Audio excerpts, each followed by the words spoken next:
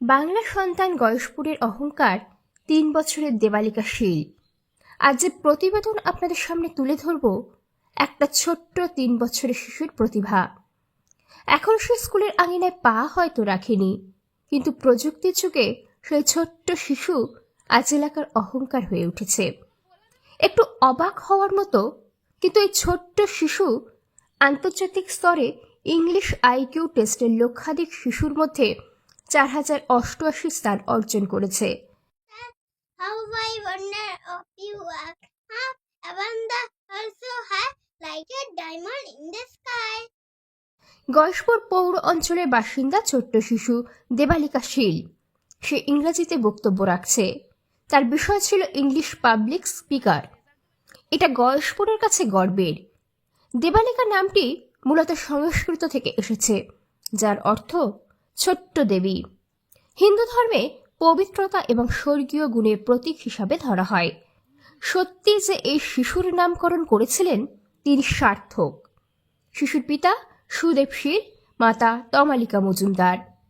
আজ দেবালিকার প্রতিভায় আনন্দের চোখে জল বাদ মানল না পরিবারের অন্য সদস্যদের। কেন অর্থাৎ কি আর বলবো, খুশি বলেন, খুব আনন্দে আমার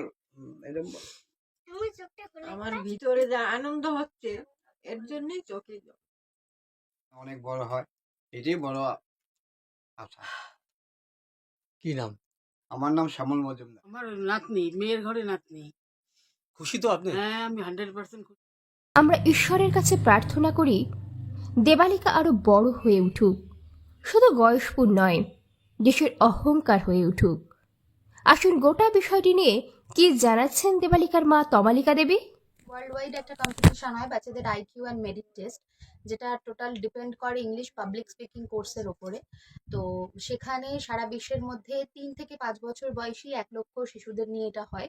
তো সেখানে ও ওয়ার্ল্ড ওয়াইড ৪,০০০ র্যাঙ্কে এসছে, এবং যেখান থেকে দেখা হয় হচ্ছে পাবলিকলি একটা বাচ্চার সাথে, কারণ এখন তো ইংলিশ একটা গ্লোবাল ল্যাঙ্গুয়েজ। তো ভাষাগত বাংলা ভাষাকে অসম্মান না করে এই কথাটা আমি বলবো যে বাংলা আমাদের প্রাণের ভাষা, কিন্তু ইংরেজি কাজের ভাষা।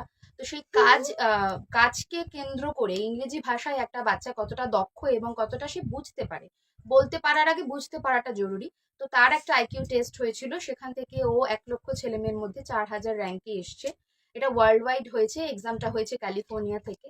এবং আমরা অনেকদিন ধরেই এটার একটা প্রিপারেশন নিচ্ছিলাম, এবং তারপরে যখন এক্সামের ডেট আসলো, গতকাল ওর এক্সামটা ছিল, তো সেখান থেকে এক্সাম দেওয়ার পরে গতকালের আগের দিন এক্সাম দিয়েছে, পরের দিন মেলে আমাদের ইনফরমেশনটা এসছে। এখনো ওর গিফটস বা প্রাইজ যেগুলো সেগুলো অন দ্য ওয়ে, কিন্তু সার্টিফিকেটগুলো আমরা সফট কপি মেলে পেয়েছি। তো সেগুলো এই মুহূর্তে আমার কাছে রয়েছে। এটা ওর মেরিটেড সার্টিফিকেট, আর এটা ওর চ্যাম্পিয়নশিপ।